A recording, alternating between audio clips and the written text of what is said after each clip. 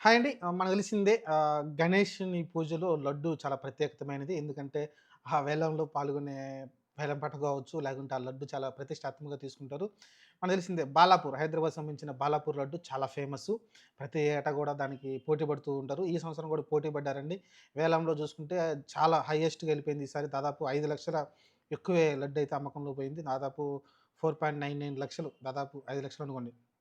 పోయిన సంవత్సరం 30,00,000 పడితే, ఈ సంవత్సరం 35,00,000 దాకైతే లడ్డెళ్ళిపోయిందండి. ఎవరైతే లింగాల దశరథ రెడ్డి ఎవరైతే ఉన్నారో, ఆయనైతే ఈ వేలంపాటలో పాల్గొని ఆయనైతే సొంతం చేసుకున్నారండి. దాదాపు 38 పైనే దీనిలో అయితే పాల్గొన్నారు వేలంపాటలో. కానీ ఫైనల్‌గా అయితే లింగాల దశరథ రెడ్డి ఎవరైతే ఉన్నారో, అతనికైతే దక్కింది ఈ బాలాపూర్ లడ్డు. ప్రతి సంవత్సరం గూడా చాలామంది ఈ లడ్డులైతే పాడుతూ ఉంటారు. చాలామంది వాళ్ళ వాళ్ళ అపార్ట్మెంట్‌లో గావచ్చు, లేకుంటే వాళ్ళ వాళ్ళ గల్లీలో గావచ్చు, ఆ లడ్లయితే వేలం పాట వేస్తూ ఉంటారు. 5,000, 10,000, 20,000, 30,000 లచ్చ కూడా పోతూ ఉంటుంది. కానీ బాలాపూర్ లడ్డుకి చాలా స్పెషల్ ఉంటుంది. ఆ లడ్డు చాలామంది ప్రతిష్టాత్మకంగా తీసుకుంటారు. ఆ లడ్డు ఉంటే మన దగ్గర తీసుకుంటే మనకి మంచి జరుగుతుందని వాళ్ళు చాలా నమ్ముతా ఉంటారు. కోరుకున్న కోరికలు నెరవేరుతాయని చాలామంది భావిస్తా ఉంటారు. అందుకే అన్నన్ని లక్షలు పెట్టయితే కొంటూ ఉంటారు. అంటే వేలం పాటలో పాల్గొంటూ ఉంటారు అక్కడ బాలాపూర్ లడ్డు కోసమైతే. ఓవరాల్‌గా వచ్చేసి బాలాపూర్ లడ్డు మళ్ళీ హైయెస్ట్‌గా అయితే ఎళ్ళిపోయిందండి. 35,00,000 ప్రతి సంవత్సరం కూడా అది పెరుగుతూ, పెరుగుతూ పోతూనే ఉంది.